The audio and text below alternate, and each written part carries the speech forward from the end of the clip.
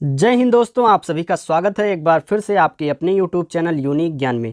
आज से हम स्टार्ट करते हैं बीए सेकंड सेमेस्टर का हिंदी का सिलेबस, जिसमें आज हम पहला चैप्टर देखेंगे कार्यालयी हिंदी और कंप्यूटर हमारा पहले चैप्टर का नाम है, जिसमें से हम कार्यालयी हिंदी का स्वरूप और उद्देश्य देखेंगे। अगर आप चैनल पर नए हैं तो चैनल को सब्सक्राइब कर लीजिए, क्योंकि सभी चैप्टर्स आपको यहाँ पर कराए जाएंगे। साथ ही साथ अगर आप नोट्स प्राप्त करना चाहते हैं, डिस्क्रिप्शन बॉक्स में आपको टेलीग्राम चैनल की लिंक मिल जाएगी, वहाँ से टेलीग्राम चैनल ज्वाइन कीजिए और सभी नोट्स, सभी क्लासेस की नोट्स आपको वहाँ पर मिलती रहेंगी। अब हम बात करें, हमारा क्या चैप्टर है, कार्यालयी हिंदी। कार्यालयी हिंदी होता क्या है? कार्यालयी हिंदी आप सामान्यतः समझ सकते हैं कि कार्यालय में प्रयोग की जाने वाली हिंदी भाषा को ही कार्यालयी हिंदी कहते हैं। कार्यालयी हिंदी वह हिंदी है जिसका प्रयोग सरकारी, अर्ध सरकारी और गैर सरकारी कार्यालयों में किया जाता है। अगर हम वास्तव में, कार्यालय एक बड़ी प्रशासनिक इकाई है, इतना तो जानते ही हैं, जिसके अंतर्गत सरकार को देश की आर्थिक, राजनैतिक, सुरक्षात्मक, शैक्षणिक, सामाजिक, साहित्यिक आदि अनेक दृष्टियों से प्रशासन का भार संभालना पड़ता है। अगर इसी प्रकार के कार्यों से संबंधित साहित्य कार्यालयी या सरकारी साहित्य कहा जाता है। जैसे कि जो हमारे कार्यालयों में प्रयोग की जाने वाली हिंदी होती है, वही होती है कार्यालयी हिंदी। हम इसकी परिभाषा जानेंगे, अलग अलग विद्वानों के द्वारा जानेंगे कि कार्यालयी हिंदी की परिभाषा उन्होंने क्या दी हुई है, और यह कार्यालयी हिंदी, हमारी जो राष्ट्रभाषा जो हिंदी है, वह किस अनुच्छेद में संविधान में बताया गया है। अब हम जानेंगे कार्यालयी हिंदी की परिभाषा एवं संकल्पना। अलग अलग विद्वानों के द्वारा जब हम जान लेते हैं किसी भी चीज़ की परिभाषा को, सर्वप्रथम हम देखेंगे श्री ठाकुर दास जी ने क्या कहा है, कार्यालयी हिंदी क्या होती है। उनके नज़रिए से हम जानना चाहेंगे कि प्रयुक्त के आवश्यक तत्वों के रूप में हमने तकनीकी तथा वैज्ञानिक शब्दावली, विशिष्ट शाब्दिक अन्विति तथा भाषा संरचना की बात कही है। अगर इनके आधार पर कार्यालयी हिंदी का एक विशिष्ट रूप प्रयुक्त के रूप में विकसित हो गया। अगर हम देखें आज, तो एक विशिष्ट रूप कार्यालयी हिंदी का यहाँ पर विकसित हो गया है। अगर हम बात करें कि भारत संविधान में हमारे हिंदी का बात कहाँ किया गया है, किस संविधान में, किस भाग में किया गया है, तो भारत के संविधान के भाग 17 में प्रथम अध्याय के अनुच्छेद 343(1) में अंग्रेजी पदबंध ऑफिशियल लैंग्वेज के पर्याय के रूप में आया है। ऑफिशियल लैंग्वेज जो होगी हमारी, वह हिंदी होगी। यहाँ पर कहा गया है, कहाँ? भाग 17 के 343(1) अनुच्छेद में कहा गया है। अनुच्छेद 343 भाग 17 में कहा गया है। संघ की राजभाषा हिंदी और लिपि देवनागरी होगी। क्या कहा गया है? संघ की भाषा जो राजभाषा हिंदी होगी तथा लिपि जो है वह देवनागरी होगी। इसी बात को अंग्रेजी में कहा गया है कि इस तरह कहा गया है, the official language of the union shall be Hindi in Devanagari script. जो संघ की राजभाषा होगी वह हिंदी होगी। किस स्क्रिप्ट में होगी? किस देवनागरी लिपि में होगी? मतलब किस लिपि में होगी? वह देवनागरी लिपि में होगी। आगे हम देखेंगे, तीसरे विद्वान के द्वारा हम परिभाषा देखेंगे किसकी? कार्यालयी हिंदी की। डॉक्टर श्याम सुंदर दास जी ने कहा है कि संपादित कोश हिंदी शब्द सागर में वह भाषा जो सरकारी कामकाज तथा न्यायालयों के लिए स्वीकृत हो, राष्ट्रभाषा है। कौन सी भाषा? जो सरकारी कामकाज तथा न्यायालयों के लिए स्वीकृत हो, वह राष्ट्रभाषा कहलाती है। आगे हम देखेंगे, डॉक्टर भोलानाथ तिवारी जी द्वारा संपादित कोश भाषा विज्ञान कोश में वह भाषा जो एक देश से दूसरे देश के राजनयिक पत्र व्यवहार या बातचीत में होती है, यह भाषा अत्यंत शिष्ट और औपचारिक होती है। जो हिंदी श्याम सुंदर दास जी ने जो कोश हिंदी शब्द सागर संपादित किया हुआ है, उसमें राष्ट्रभाषा किसे कहा गया है? वह भाषा जो सरकारी कामकाज तथा न्यायालयों के लिए स्वीकृत हो, वह राष्ट्रभाषा है। लेकिन जो डॉक्टर भोलानाथ तिवारी जी द्वारा संपादित कोश है भाषा विज्ञान कोश, उसमें कहा गया है कि वह भाषा जो एक देश से दूसरे देश के राजनयिक पत्र व्यवहार या बातचीत में होती है, वह भाषा अत्यंत शिष्ट और औपचारिक होती है, वह राष्ट्रभाषा कहलाती है। परिभाषा के पश्चात हम क्या देखेंगे? कार्यालयी हिंदी का स्वरूप क्या है। मतलब जो हमारी कार्यालयी हिंदी है उसका स्वरूप आखिर क्या है? प्रयोजन मूलक हिंदी की एक विशेष प्रयुक्ति कार्यालयी हिंदी है। जो प्रयोजन मूलक हिंदी है उसकी एक विशेष प्रयुक्ति क्या है? कार्यालयी हिंदी। कार्यालयी हिंदी को ही संदर्भ विशेष में प्रशासनिक हिंदी या राजभाषा हिंदी भी कह दिया जाता है। जो हमारी कार्यालयी हिंदी है उसे ही विशेष संदर्भ में प्रशासनिक हिंदी या राजभाषा हिंदी भी कह दिया जाता है। भाषा की स्वरूपगत विशेषताओं के आधार पर ये तीनों शब्द एक ही प्रकार की हिंदी के लिए प्रयुक्त किए जाते हैं। कौन कौन से शब्द? कार्यालयी हिंदी, प्रशासनिक हिंदी या राजभाषा हिंदी। ये जो तीनों शब्द हैं एक ही प्रकार की हिंदी के लिए प्रयुक्त किए जाते हैं। विभिन्न प्रयोजन क्षेत्रों में प्रयुक्त होने के कारण प्रयोजन मूलक हिंदी के स्वरूप में प्रयुक्ति भेद के आधार पर अंतर देखा जाता है। प्रयुक्ति का प्रमुख आधार उसकी शब्दावली तथा भाषागत संरचना होती है। जो प्रयुक्ति होती है उसका प्रमुख आधार क्या होता है? शब्दावली तथा भाषागत संरचना होती है। किसी भी प्रयुक्ति का स्वरूप मुख्य रूप से उसकी शब्दावली तथा वाक्य रचना, कथन शैली पर आधारित होती है। किसी भी जो उक्ति होती है, किसी भी कोई जो बात होती है, उसका स्वरूप मुख्य रूप से क्या होता है? उसकी शब्दावली किस प्रकार है और उसने शब्दों का गठन करके वाक्य की रचना किस प्रकार की है तथा उसकी कथन शैली पर आधारित होती है। सबसे जरूरी क्या होता है? शब्दावली। शब्दों से मिलकर वाक्य की रचना होती है। अच्छा, अगर वाक्य की रचना तो हो गई, उसको किस प्रकार से वह आपके सामने स्पष्ट कर रहा है, कथन शैली क्या है उसकी, इन बातों पर कार्यालयी हिंदी या किसी भी भाषा की नींव स्वरूप आधारित होती है। आगे हम देखेंगे, कार्यालयी हिंदी हिंदी भाषा की वह प्रयुक्ति है जिसका प्रयोग सरकारी, अर्ध सरकारी और गैर सरकारी कार्यालयों में किया जाता है। कार्यालयी हिंदी हिंदी भाषा की ऐसी प्रयुक्ति है, ऐसी भाषा है जिसका प्रयोग सरकारी में भी होता है, अर्ध सरकारी और गैर सरकारी कार्यालयों में किया जाता है। अर्थात कार्यालयों में ही प्रयोग होता है, चाहे वह सरकारी हो, अर्ध सरकारी हो या गैर सरकारी कार्यालय हो। देश के राजनीतिक, शैक्षणिक, साहित्यिक, आर्थिक, सुरक्षात्मक, सामाजिक आदि अनेक इकाई आती है। वह चाहे जो क्षेत्र हो, चाहे जिस चीज़ का कार्यालय हो, या राजनैतिक हो या शैक्षणिक हो या साहित्यिक हो, आर्थिक हो, सुरक्षात्मक हो या सामाजिक हो, कोई भी क्षेत्र का कार्यालय हो, उसमें कार्यालयी हिंदी का प्रयोग होता है। इन्हीं इकाई में प्रयुक्त साहित्य कार्यालयी हिंदी कहलाता है। इस कार्यालयी साहित्य में सरकार के कार्यालयी कार्यवृत्तों का विवरण होता है। सरकार पदों और कार्यकलापों को सर्वमान्य संज्ञा देना, विभिन्न विनिमय बनाना, अंतर मंत्रालयी और अंतर विभागीय पत्र व्यवहार आदि कार्यालयी साहित्य के अंतर्गत आते हैं। अगर हम बात करें तो इस कार्यालयी साहित्य की अपनी विशिष्ट भाषा होती है। जो कार्यालयी साहित्य होती है हमारी, उसकी एक विशिष्ट भाषा होती है जिसमें कार्यालयी प्रयुक्ति की भाषागत संरचना और शाब्दिक अन्विति महत्वपूर्ण भूमिका निभाती है। कार्यालयी साहित्य के अनुसार कार्यालयी भाषा का स्वरूप निर्धारित होता है। कार्यालय साहित्य के अनुसार ही कार्यालय की जो भाषा होती है उसका स्वरूप निर्धारित होता है। जैसे कि टिप्पणी, प्रारूप लेखन, पत्राचार, प्रतिवेदन से लेकर सरकारी नीति संबंधी विवरण तक के साहित्य की भाषा अपने अपने रूप को लिए होती है। अगर यह हम बात करें टिप्पणी की या प्रारूप लेखन की या पत्राचार की या प्रतिवेदन से लेकर या किसी भी राजनीति सरकारी संबंधी विवरण हो, सब में साहित्य की भाषा अपने अपने रूप लिए होती है। अब हम आगे देखेंगे, कार्यालयी साहित्य की प्रकृति के आधार पर कार्यालयी भाषा के निम्नलिखित उद्देश्य माने जाते हैं। कार्यालयी भाषा के उद्देश्य क्या क्या हैं उसको हम अच्छे से पढ़ेंगे। अभी तक हमने क्या क्या पढ़ा? कार्यालयी हिंदी की परिभाषा तथा उद्देश्य पढ़ा, जिसमें पहला उद्देश्य स्वरूप पढ़ा है। अभी हम उद्देश्य पढ़ेंगे जिसमें पहला उद्देश्य क्या है? निर्वैयक्तिकता। क्या है? निर्वैयक्तिकता।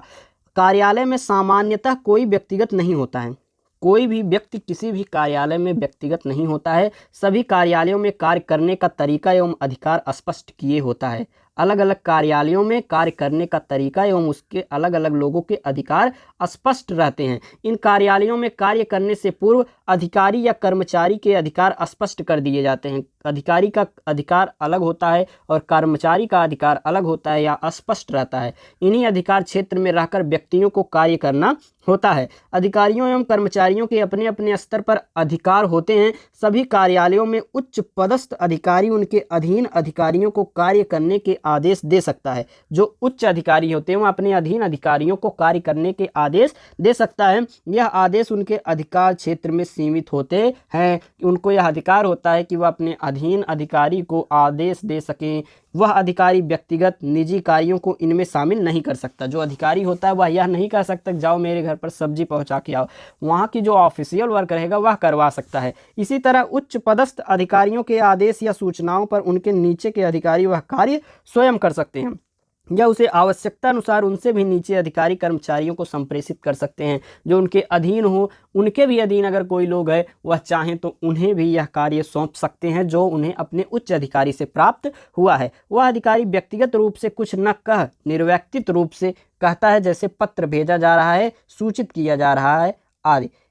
इसमें कोई भी रोक टोक नहीं होता है, मतलब वह मना नहीं कर सकता है क्योंकि वह अपने उच्च पद के अधिकारियों द्वारा कोई आदेश प्राप्त कर रहा है।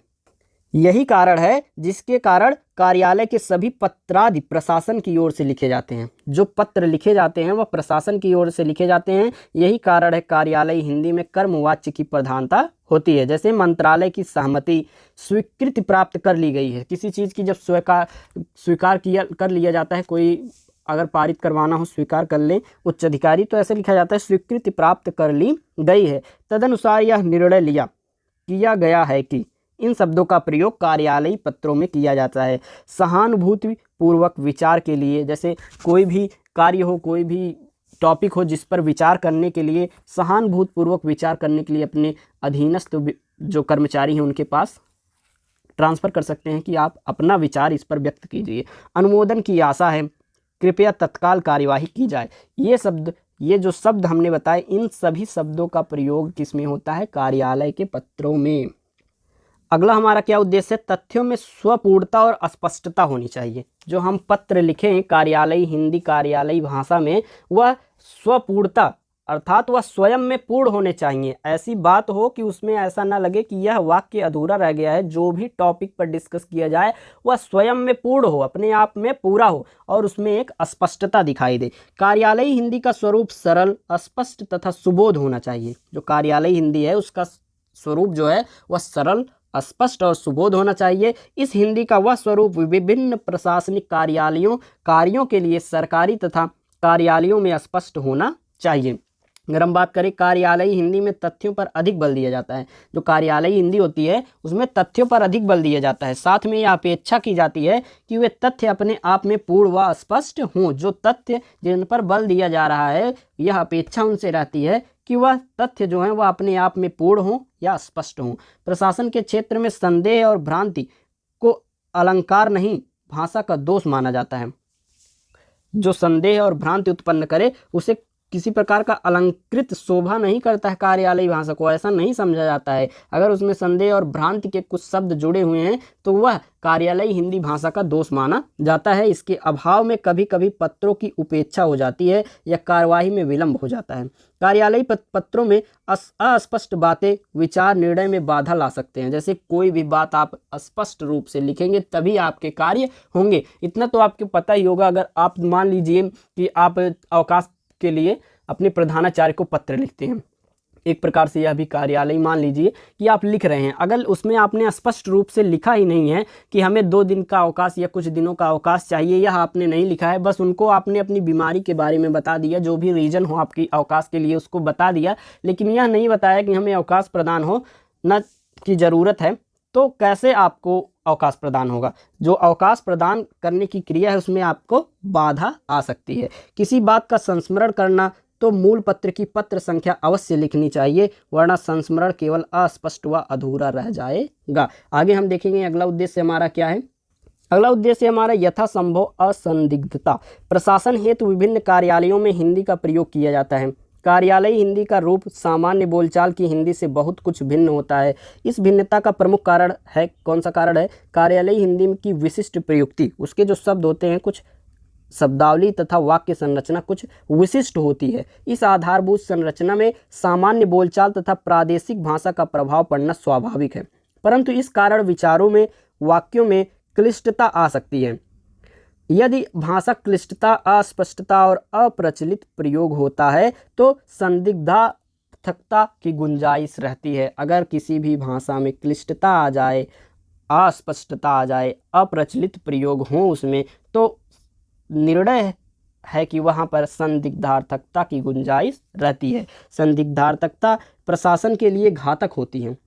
कोई भी कार्य, अगर कोई भी बात अगर आप पत्र में लिखते हैं और वह संदिग्ध रहे तो वह प्रशासन के लिए एक घातक कार्य सिद्ध हो सकता है। जो मूल बात कही गई है उसका एक ही अर्थ होना चाहिए। द्विअर्थी या अनेकार्थी होने से कार्यवाही में या तो बाधा पड़ती है या उसमें कोई गलती होने की संभावना होती है। आप जो लिखें डबल मीनिंग रहे न रहे, मतलब द्विअर्थी न रहे, एक ही मीनिंग उसका हो, तो आपका कार्य आसानी से हो जाता है कार्यालय में, क्योंकि कार्यालयी भाषा जो होती है वह यथासंभव असंदिग्धता ना हो, ऐसा उद्देश्य कार्यालयी हिंदी का रहता है। आगे हम देखेंगे चौथा उद्देश्य है हमारा वर्णनात्मकता। कार्यालयी हिंदी में महत्वपूर्ण बातों का वर्णन आवश्यक होता है। जो उसमें बातें महत्वपूर्ण हो उसका वर्णन बहुत ही आवश्यक हो जाता है। कार्यालयी हिंदी में आवश्यक तथ्यों का विवरण देना चाहिए। इस विवरण में संबंधित विषय की सारी सामग्री को क्रमवार दिया जाता है। जैसे कोई भी आप काम करते हैं उसमें जो जो मांगा गया है, मान लीजिए एडमिशन के लिए आप गए हैं बीए में एडमिशन कराने, आपको 12th की मार्कशीट उसमें मांगी गई है, आधार कार्ड मांगा गया है, यथासंभव जिस क्रम में उसमें मांगा गया हो आपके फॉर्म में, उसी तरह से आप क्रमवार लगा दें, उसमें विवरण के साथ आप उसमें प्रदान कर दें। इसमें प्रत्येक मामले का संक्षिप्त विवरण देते हुए मुख्य तथ्य का परिचय दिया जाता है। उसके बाद ही निष्कर्ष देना उचित समझा जाता है। तथ्यों का वर्णन देने में मूल्यांकन की गुंजाइश कम रहती है तथा कार्यालयी हिंदी में तथ्यों का सही निरूपण बहुत ही ज़्यादा आवश्यक होना चाहिए। आप जो भी लिखें उसमें कारण बताएं, उसका विवरण सहित बताएं, क्योंकि जिससे मूल्यांकन करने में जो कार्यालय के अधिकारी हों उन्हें आसानी हो। आगे हम देखेंगे अपना उद्देश्य कार्यालयी हिंदी का अंतिम उद्देश्य क्या है। हमारा अंतिम उद्देश्य है तकनीकी अर्ध तकनीकी भाषा प्रयोग। कार्यालयी भाषा मुख्यतः तकनीकी अर्ध तकनीकी होती है। इसी कारण सरकारी कामकाज की भाषा के रूप में प्रयुक्त होने वाले शब्द या वाक्य किसी विशेष क्षेत्र के लिए रूढ़ हो जाते हैं और इन शब्दों का वाक्यों का इससे बाहर किया जाए तो वे अटपट लगते हैं। अगर जो उसमें से विशेष क्षेत्र बताए गए हों, अगर उनसे बाहर अगर हम लिखें उसके बारे में, तो वह अटपटे से लगते हैं। तकनीकी भाषा सामान्य बोलचाल की हिंदी में प्रायः सार्थक उपयुक्त नहीं होती है, किंतु यह बात ध्यान देने योग्य है कि कार्यालयी हिंदी की शब्दावली और वाक्य विन्यास हिंदी की प्रकृति के अनुकूल हैं। कार्यालयी हिंदी अंग्रेजी वाक्य विन्यास से अधिक प्रभावित हैं, क्योंकि हिंदी जो है, हिंदी में वाक्य अंग्रेजी वाक्यों के अनुवाद के माध्यम से आए हैं। ये थे हमारे कार्यालयी हिंदी के स्वरूप, उद्देश्य एवं क्षेत्र, जो कि हमने बहुत अच्छे तरीके से समझा। नेक्स्ट चैप्टर, एक टॉपिक इसमें आपका बचा है कार्यालयी हिंदी का जो क्षेत्र है वह आपको नेक्स्ट वीडियो में मिलेगा। तो इसलिए चैनल सब्सक्राइब कर लीजिए, नोटिफिकेशन बेल आइकन ऑन कर दीजिए, जिससे आने वाली वीडियोस आपको प्राप्त हों। अगर आपको क्लासेस की नोट्स प्राप्त करनी है, डिस्क्रिप्शन बॉक्स में आपको लिंक मिल जाएगी, टेलीग्राम चैनल ज्वाइन कीजिए, वहाँ पर सभी नोट्स आपको प्राप्त होंगे। धन्यवाद, मिलते हैं अगले वीडियो।